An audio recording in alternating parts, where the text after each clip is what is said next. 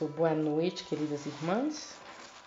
Mais uma vez, quero agradecer a oportunidade de estar aqui mais uma vez com vocês, no grupo Irmã Sheila, falando do Evangelho, que é o que eu amo, que é uma das paixões da minha vida, é exatamente poder falar daquilo que vem do alto. E hoje temos o título, o tema da noite, é o capítulo 17 do livro do Evangelho segundo o Espiritismo, com o tema Sede Perfeitos. Nós estudaremos os itens 1 e 2, que é os caracteres da perfeição. Para que a gente não se adentre muito, a gente não vai ler o texto todo. Eu vou tirar só pontualmente as coisas que eu acho que é o que a gente mais vai se aprofundar do texto. E essa reflexão, ela examina a questão da perfeição da nossa vida, né? Não a perfeição daquela doença que a gente tem, que a gente quer tudo perfeito, porém a perfeição ao alcance na vida terrestre e os meios para que a gente pratique as qualidades necessárias para chegar até essa perfeição. E o Evangelho, ele começa nos mostrando, lendo para a gente, o versículo de Mateus 5, versículos 44 a 48, que diz o seguinte: Mas eu vos digo, amai os vossos inimigos, fazei bem aos que vos têm ódio, e orai pelos que vos perseguem e caluniam, para serdes filhos de vosso Pai que está no céu, o qual faz crescer o seu sol sobre bons e maus, e vi chuva sobre justos e injustos. Porque se vós não amais, senão os que vos amam, que recompensa haveis de ter? Não fazem os publicanos o mesmo? E se vos saudardes somente os vossos irmãos, que fazei nisso de especial? Não fazem também assim os gentios? Sede vós, pois, perfeitos, como também vosso Pai Celestial é perfeito. E é exatamente dessa perfeição que a gente vai falar hoje. Porque nestas frases, Jesus conclama os cristãos, os homens que aceitam a sobrevivência do Espírito e aqueles que buscam viver todos os valores espirituais, que somos nós, aqueles buscadores, aqueles que estão atrás de uma realização maior. Ele quer que a gente haja coerentemente com esses princípios, ou seja, com os princípios de Deus. Jesus se dirigia aqui também aos discípulos presentes da época dele, aos futuros, que somos todos nós que viemos depois deles, e hoje em dia, nós aqui na atualidade. E ele também se dirigia não só a gente que já somos cristãos, mas todos aqueles que, mesmo sem aceitá-lo como enviado de Deus para guiar a evolução da humanidade, procuram viver sem fazer mal aos outros, esforçando-se para os bens. Nisso estão aqui incluídos ateus, os muçulmanos, os hindus, os budistas, todos aqueles que têm a intenção de viver melhor, de fazer sempre o bem, de ajudar. Quantos ateus a gente não vê ajudando de uma forma bem melhor, bem mais perfeita e mais saudável? Que fazem a vontade do Pai. Que fazem a vontade do Pai. Não importa o nome que o Pai receba. Exatamente, porque o Pai não é religião. E é isso que Jesus veio mostrar aqui. Jesus não veio fundar nenhuma religião. Tudo que ele veio fazer foi mostrar como a gente vai viver num mundo de amor, fazendo a vontade do Pai. Porque fácil é amar quem nos ama, é muito fácil. É muito fácil eu te amar, que te conheço, gosto de ti.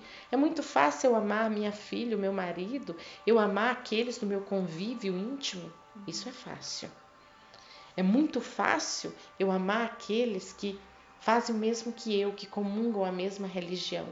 Isso também é muito fácil. Mas amar os inimigos, Amar aqueles que eu nem conheço? Gente, isso é muito difícil. É muito difícil eu amar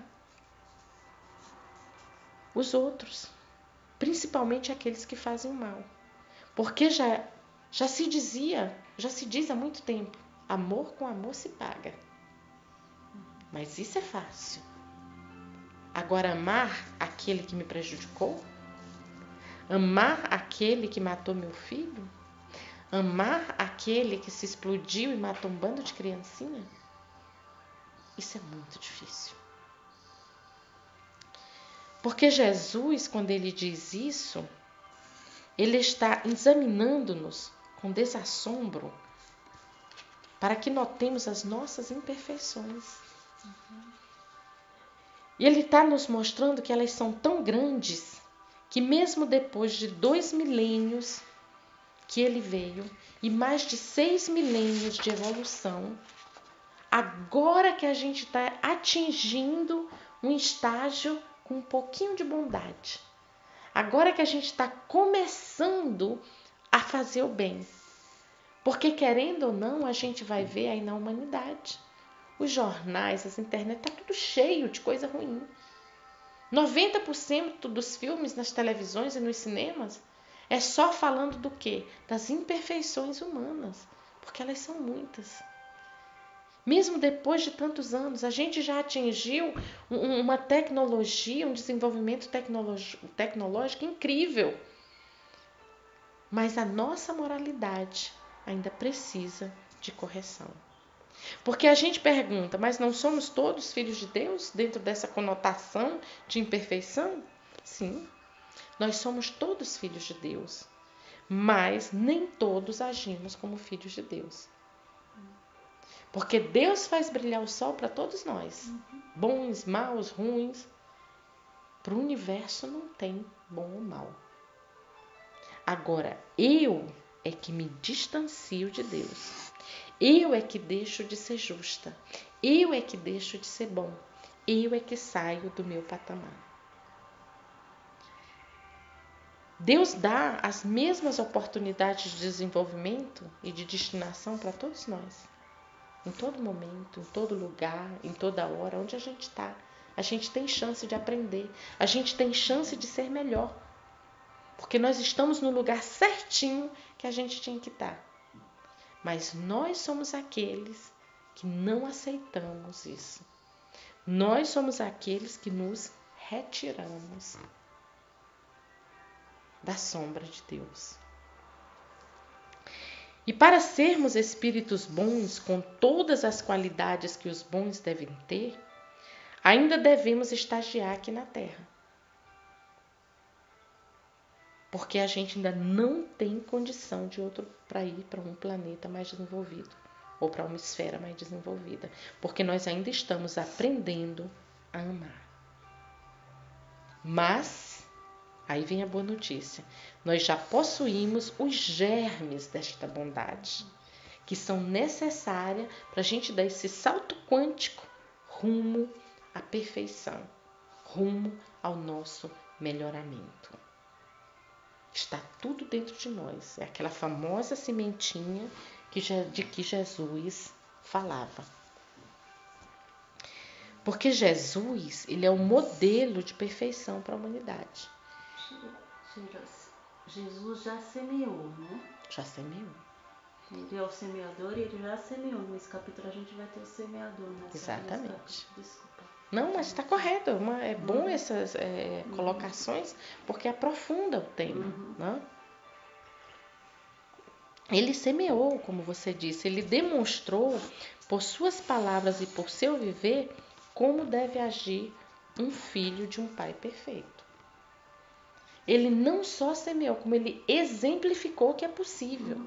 Porque é exatamente o que a maioria diz, mas Jesus está muito distante de mim. Mas ele viveu isso. Ele foi um exemplo. Ele não só chegou aqui, deu para a gente uns preceitozinhos e foi embora. Não. Ele chegou aqui e ele semeou, exemplificou, viveu e mostrou que é possível sim aqui nesse mundo, a gente viver tudo aquilo que Ele falou. Porque Deus é a perfeição absoluta e infinita. E Ele não faz distinção entre seus filhos, entre eu, você, Jesus e outros de todos da humanidade e de outros seres que existem no universo. Ele não faz nenhuma distinção. Ele simplesmente nos criou simples e ignorantes, nos dando a responsabilidade de realizarmos o nosso próprio desenvolvimento, a fim de nos tornarmos perfeitos como Ele é. Ou seja, Ele nos colocou, nos plantou aqui, Jesus plantou dentro de nós a semente do amor, e nós temos simplesmente que desenvolver. Então está tudo dentro de nós. Então, querendo ou não, tudo existe para nós, por nós e em nós. Eu não posso chegar agora e começar a dizer, não, está tudo fora de mim, que é exatamente o que o mundo nos propõe. Tudo é fora da gente, a felicidade é fora da gente, a vida é fora da gente, o amor é fora da gente. Eu só vou ser feliz no dia que eu casar com o João, que eu ganhar na loteria, que eu tiver o iate, o carro. É tudo fora da gente. Eu só vou ser maravilhosa no dia que eu tiver a roupa da Chanel, o sapato da Prada, a bolsa do Louis Vuitton. Mas o que Deus diz é completamente diferente. Chega, me lembra a palestra da irmã Ilha, quando ela disse que para entrar no reino dos céus, né, o reino dos céus são os frutos, são quando a árvore já cresceu, já é tão frondosa e ela já dá frutos, né? Exatamente. Já é a semente que já dá frutos, já está gerando outras sementes até. Exatamente. E é exatamente disso que ele fala. Mas tudo isso acontece dentro da gente. E na hora que eu me modifico por dentro, aí sim, eu vou atrás. Eu vou me tornar esse filho perfeito que Deus disse que Ele me fez para ser um dia. Mas aí a gente se pergunta, isso não significa que os homens possam um dia tornarem-se tão perfeitos como Deus. A razão nos diz que isso seria impossível. Então, por um lado, a gente vai se tornar perfeitos, mas não tão perfeito como Deus. Porque nesta frase, Jesus quis simplesmente demonstrar que a gente não vai ser como Deus exatamente. Porque Ele é único. A criatura não vai ser o Criador. Né? A criatura não vai se tornar o Criador. Mas Ele quis simplesmente demonstrar que todos nós podemos nos aperfeiçoar nas possibilidades do nosso imenso potencial apresentado por Deus como a perfeição absoluta. Eu acho que a perfeição é o que nós, como seres humanos, vamos atingir no nível de ser humano e um dia um ser angelical e assim sucessivamente, né? Exatamente. Sempre, né, existe um aperfeiçoamento, né? Até os Cristos evoluem, né? Exatamente, dentro de nossas possibilidades. Porque Deus jamais vai exigir da gente o que a gente não pode dar. Ele sempre vai, a gente sempre vai dar aquilo que a gente pode e Ele vai estar feliz com isso. Ele não exige nem mais nem menos. Tanto é que quando você lê livros sobre as colônias espirituais, eles dizem muito claro, você não precisa se aperrear para botar os pés adiante das mãos. Não, vai chegar o tempo certo e no tempo certo você vai conseguir se melhorar. E é exatamente assim que funciona. Porque se não fosse assim, ele não teria dito, sede perfeitos, e nem teria vindo como modelo a ser seguido. Porque isso já aconteceria automaticamente. Né? Então, naturalmente, que Jesus não espera que nos igualamos em qualidade a Deus. Jamais. Isso não existe. Mas Ele espera que nós imitemos o seu amor, a sua misericórdia, a sua justiça, como criaturas criadas por Ele. E que já possuem coração e germes dessas virtudes a serem desenvolvidas pela prática do bem. Então, tudo já está dentro da gente desde o princípio. Mas a gente tem que imaginar se ainda hoje muitos homens não aceitam essa característica evolutiva para o ser espiritual. Imaginemos como foi difícil para Jesus, há 2000 anos atrás, tocar nesse assunto. Naquela época em que a humanidade ainda estava engatinhando. Hoje a gente já está pelo menos andando, a gente já está com os nossos pezinhos no chão, a gente já está de cabecinha erguida. Mas há 2000 anos atrás, nós ainda engatinhávamos. E Jesus veio e trouxe uma verdade dessa tão profunda. Sede perfeitos, como perfeito é o vosso Pai. Então, por este motivo, para que a gente consiga ver as nossas imperfeições, porque é muito difícil para a gente. Para mim, ver as suas é muito fácil. Né? Chegar, olhar, a Regina é gordinha, ela é torta, o cabelo dela não está certo, falta maquiagem. É muito fácil para mim dizer tudo isso. E até outras imperfeições. Mas me olhar e dizer as minhas imperfeições, nossa, quanta dificuldade a gente ainda tem. E por isso, Deus nos coloca quem? O nosso inimigo ou adversário do nosso lado, para que possamos nos observar pela ótica dele. E quando a gente tiver evoluído, Sheila, a ponto da gente mesmo se observar. Porque eu acho que quando você se observa, você mesmo percebe o que não tá, o que precisa ser aperfeiçoado, né? Mas quando a gente só olha para fora, não olha para dentro, não tem essa noção. Né? Quando a gente já dá um passinho para frente, não precisa o nosso inimigo tá sempre na nossa frente, olha, mostrando, olha, aqui você não tá... Ele está ali sempre nos advertindo das nossas más condutas. Né? Porque os amigos que nos querem bem não fazem isso. Eles tentam passar a mão na nossa cabeça, nos acolher, enquanto que o inimigo não, ele não pensa duas vezes em dizer você é egoísta. E a gente fica lá, eu egoísta nunca, você é arrogante, eu. Tá? Mas o inimigo, ele faz isso sem piscar duas vezes. Enquanto que os nossos amigos, eles são indulgentes com as nossas fraquezas, porque eles nos amam. Eles nos aceitam a mesma coisa. Nossos filhos têm um monte de defeito. Alguns a gente aponta, outros a gente não vai fazer, porque a gente ama tanto, que a gente sabe que se a gente tocar ali naquela ferida, ele vai virar espoleta, então a gente deixa quieto. Mas o inimigo dela não vai pensar duas vezes em olhar e ir direto ao ponto. Porque os inimigos, eles não têm nem um pingo de piedade com a gente, nem amor. Mas os nossos amigos, eles estão sempre dourando a pílula para dar para a gente.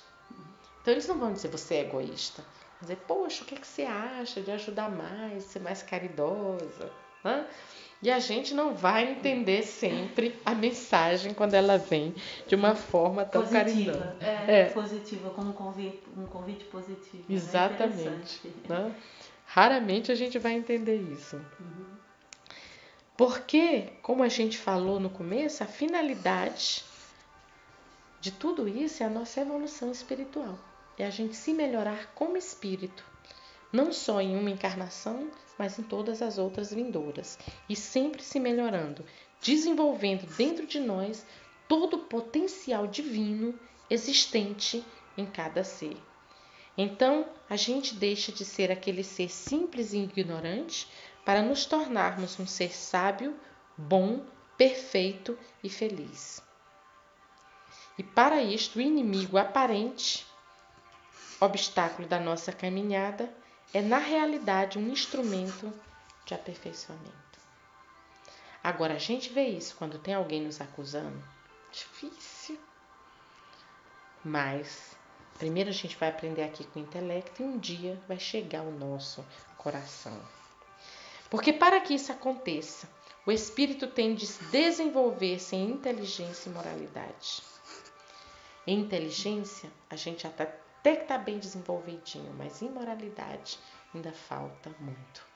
O caminho a percorrer ainda é um caminho longo. Porque a inteligência, ela nos dá a capacidade de descobrir, de raciocinar, de conhecer, de aprender, de criar. Na hora que eu desenvolvo a minha inteligência, eu vou ter todas essas capacidades, que é isso que a gente está vendo no mundo de hoje. As pessoas desenvolveram já a tal ponto a inteligência delas, gente, a gente já tem robô andando em Marte, já está se programando a missão de Marte, já estão programando fazer turismo na Lua. A gente já tem os computadores, televisão, o celular, o smartphone, a gente tem a internet. Então, em termos de inteligência, o ser humano já está muito além. A gente conseguiu usar tudo isso aqui, raciocinamos, conhecemos, aprendemos, criamos. Tudo porque a nossa inteligência já foi desenvolvida a esse patamar. Enquanto que a nossa moralidade, ela nos leva a ser a sensibilidade para o bom, o belo, direcionando as nossas qualificações intelectuais no seu viver, tornando-nos ser moral, isto é, aquele que só faz o bem, não causando sofrimentos a si e outros. Quando a gente vê sobre isso, ainda tem muitos de nós, quer dizer, na realidade, praticamente toda a humanidade, em um grau menor ou maior, porque todos nós somos capazes de ferir alguém.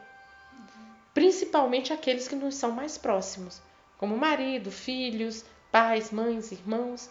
A gente sabe exatamente qual o botãozinho que a gente vai apertar para a gente poder maltratá-los, machucá-los. E quando a gente pensa nisso, então a gente vê o tanto que a gente ainda tem que melhorar. Claro que existem outros que é muito mais grave, são aqueles que simplesmente estão matando, roubando, destruindo, que causa muito mais sofrimento. Mas esses estão num patamar mais abaixo. Por isso que eu falei antes. Uns mais, outros menos, mas todos nós ainda temos muito que aprender em termos de moralidade.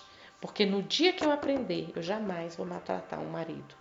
Eu jamais vou machucar um irmão, um filho, um sobrinho, ou seja, quem for que esteja do meu lado.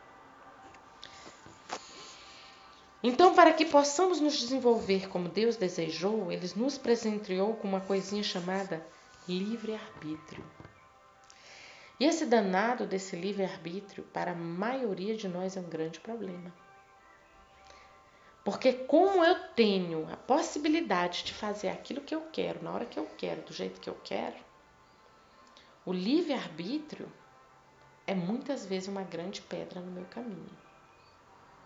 Porque aí eu vou dizer, não, mas eu vou fazer isso porque eu posso. Eu sou livre, eu sou dona do meu destino. E aí você vê espíritos fazendo atrocidades, porque se consideram livres. Espíritos que não aceitam ir para um lugar melhor, porque preferem ficar aqui fazendo loucuras. Então a gente está sempre vendo isso na literatura espírita, está cheia de exemplos desse tipo. Então a gente vê que o livre-arbítrio, ele pode ser um grande problema na nossa vida.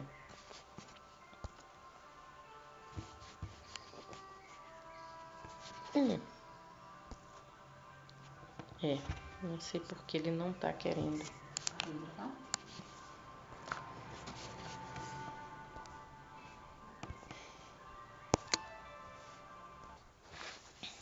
Então esse livre-arbítrio, ele nos permite fazer a nossa vida tomar o rumo que desejarmos a partir de nossas escolhas.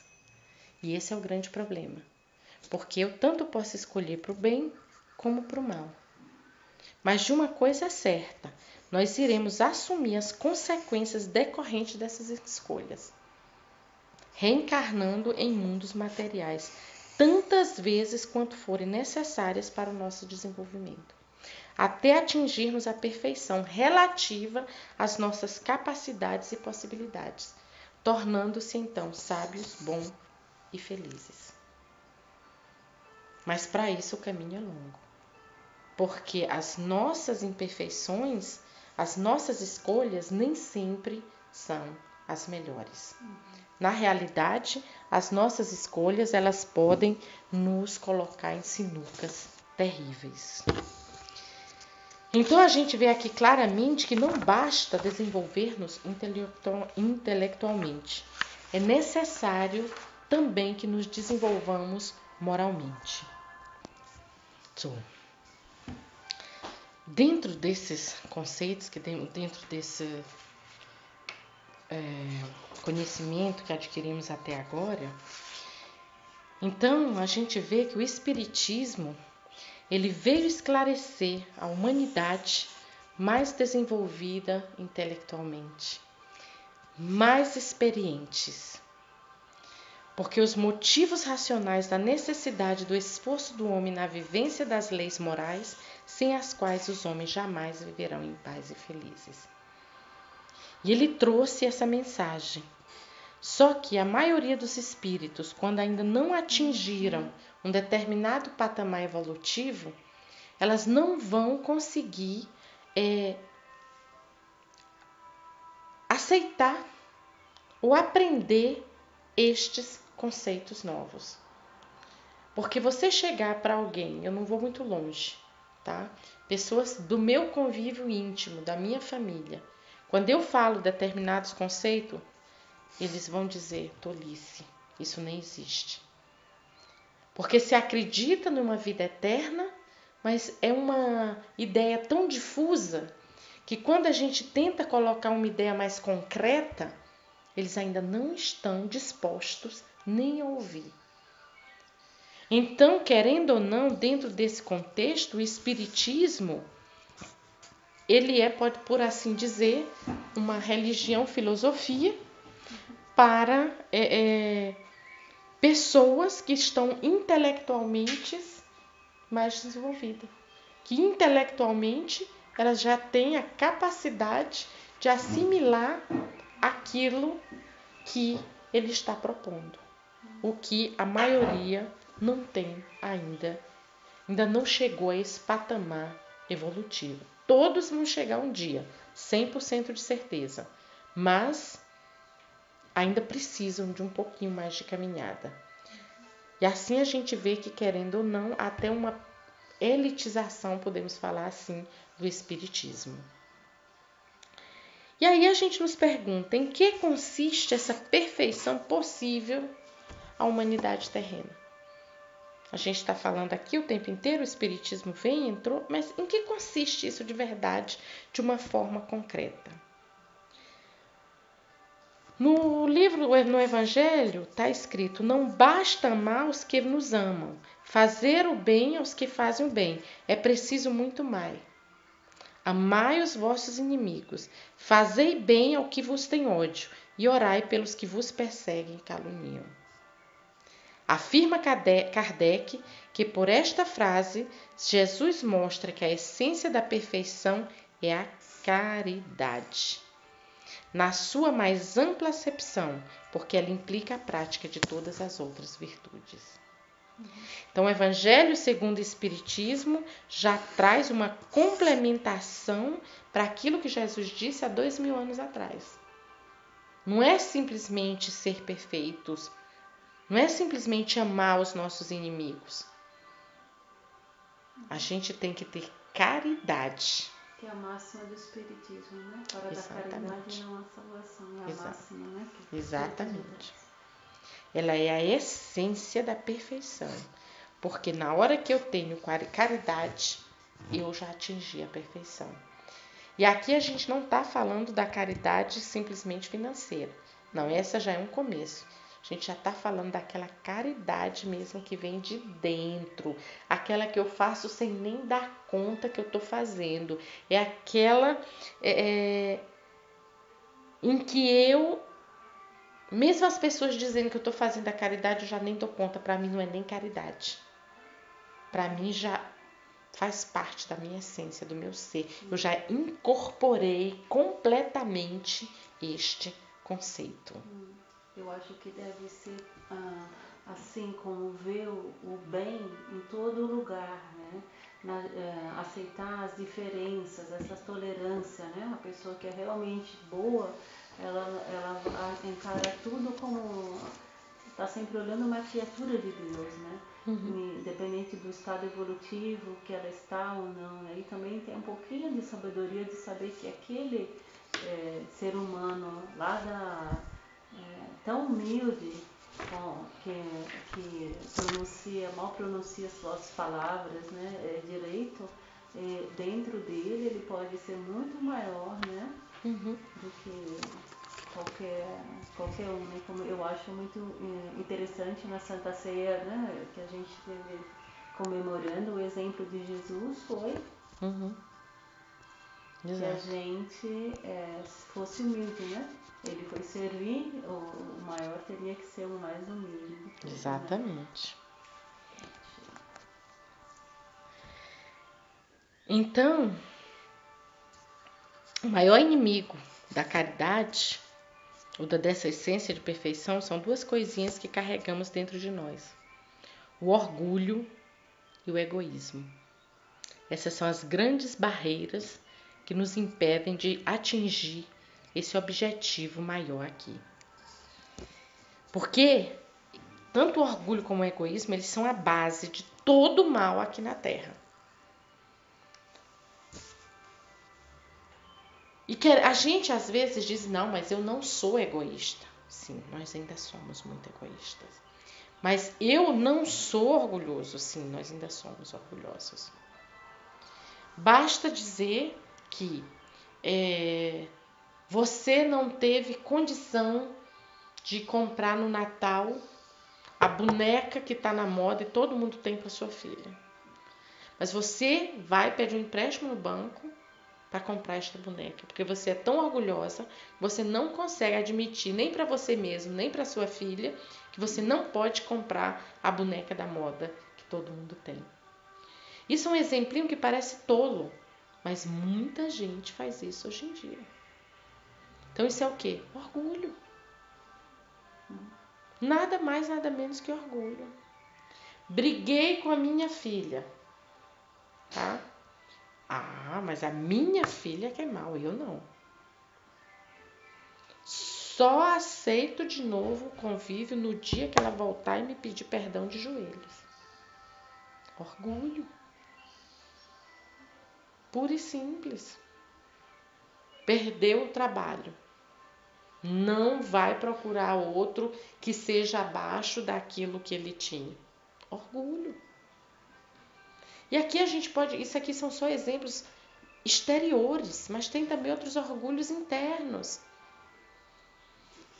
Pessoas que falam assim, oh meu Deus, tá tudo certo. Não, minha irmã. Isso é um centro espírita, acontece muito. Centro espírita, igrejas. Ai, não, olha minha irmã. Você lá toda mal vestidinha, mal trapelinha, falando baixinho, quase sem falar direito. Ai, eu sou a humildade em pessoa. Eu tenho orgulho de ser humilde. Então, será que você é humilde? Ou será que você está fazendo um jogo para os outros? Então, a gente tem que estar sempre atento a esses pequenos detalhes, essas pequenas coisas. Porque a gente acha que orgulho, egoísmo é só... Não, mas tem um orgulho bom, um egoísmo bom. Eu tenho um orgulho do meu filho. Não, você não pode ter orgulho do teu filho.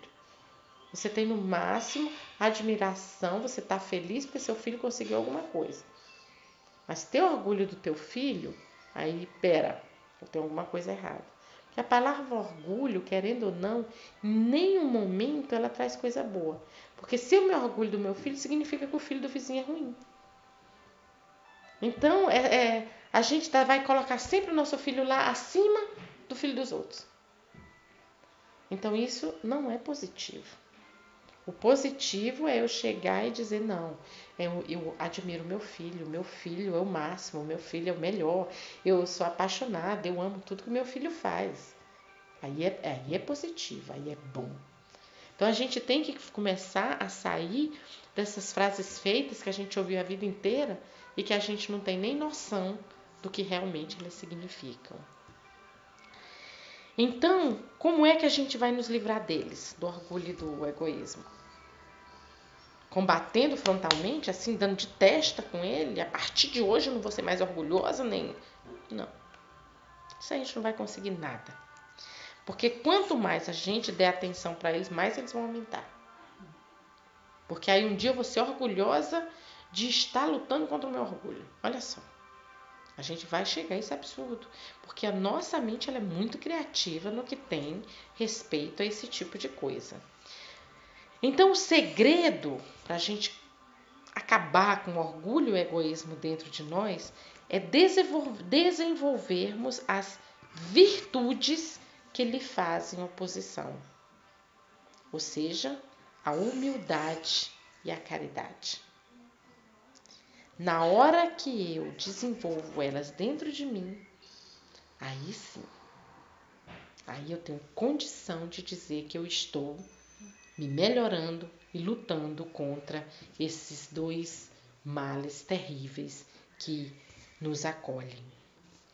E dentre esses dois, humildade e caridade, a caridade é o amor em ação.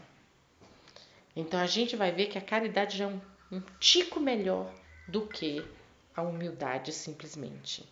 Porque na hora que eu tenho caridade de verdade dentro de mim, eu vou ver em qualquer pessoa um filho de Deus, um irmão em processo de desenvolvimento, sujeito a enganos, erros e omissões, mas perfectivo. Então eu vou estar sempre enviando-lhe vibrações de harmonia e paz, fazendo por ele o que me for possível, sem esperar nada de troca, sem cobrar nada e sem me mostrar porque eu estou fazendo isso. Simplesmente fazer, que é aquilo que a gente falou antes.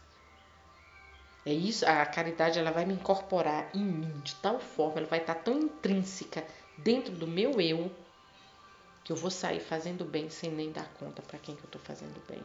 É um Jesus da vida, é um Gandhi da vida, que nem pensou duas vezes e estava lá fazendo bem. E para ele não estava fazendo bem, ele estava fazendo nada mais, nada menos que a obrigação dele. Aí a gente já realmente incorporou isso, esse conceito de caridade. E Allan Kardec argumenta ainda que os resultados de todos os vícios e dos mais simples defeitos alteram o sentimento de caridade. Então, todo defeito que eu tenho dentro de mim, todo sentimento ruim, todo vício, ele vai me alterar a minha forma de caridade. Ele não vai me deixar chegar a essa caridade suprema que a gente falou há pouco.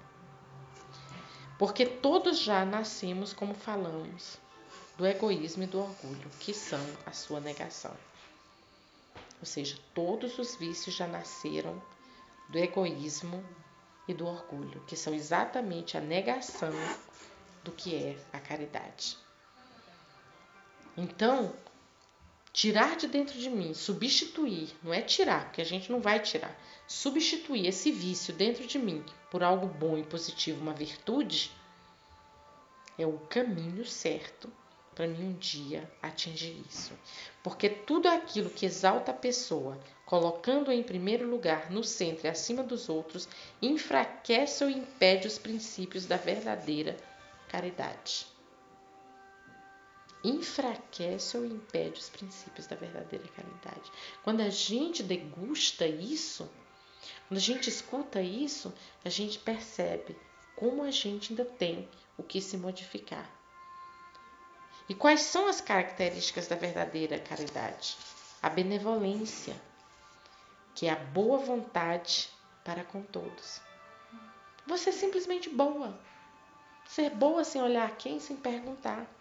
É a indulgência, que é uma disposição nata para perdoar.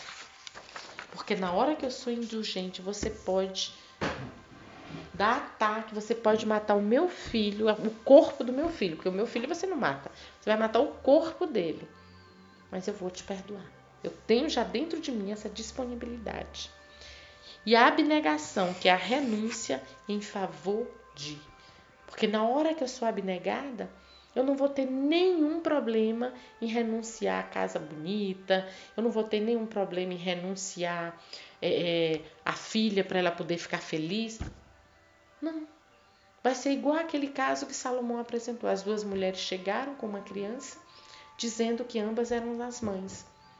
Salomão chegou e todas as duas gritando para ter, ele não podia partir a criança no meio. Mas, de tanto as mães brigarem, ele disse, então tá, eu vou dar uma solução. Eu parto a criança no meio e cada uma recebe um pedaço. E imediatamente ele reconheceu a mãe verdadeira através do que? Da abnegação. A mãe verdadeira disse o quê? Pois eu renuncio ele, por favor, deixe ele com a outra. Porque o amor dela era tão grande que ela foi capaz de renunciar ao filho para que ele... E o devotamento também caracteriza a caridade pura, que é exatamente a dedicação a. Eu sou capaz de me dedicar àquela causa, àquilo que eu estou fazendo. Então, ser caridoso é agir esquecendo-se de si na boa vontade para com todos, com paciência e atenção, dispondo-se a desculpar e perdoar todas as faltas e erros alheios, renunciando e sacrificando-se em favor dos outros e devotando-se ao bem de outros de forma consciente e com prazer.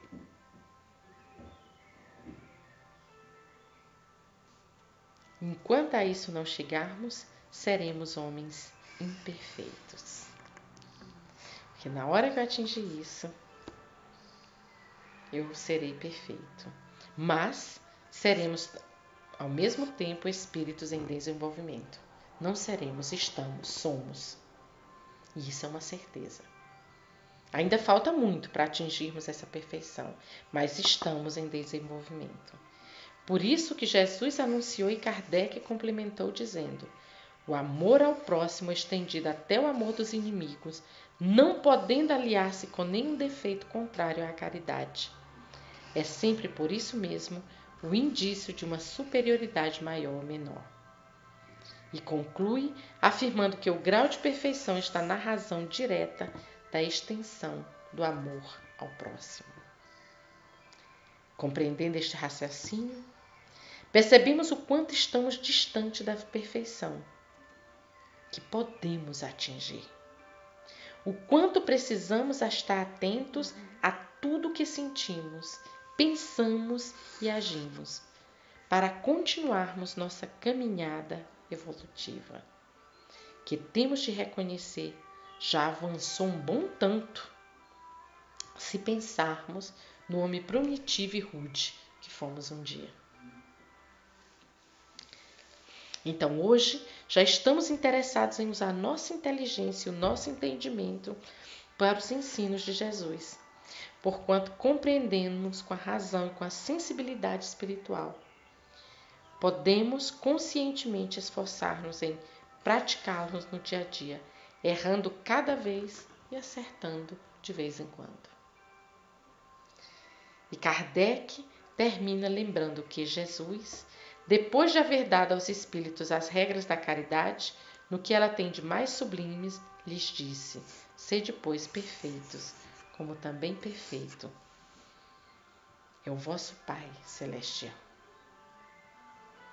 Obrigada e tenha uma boa noite.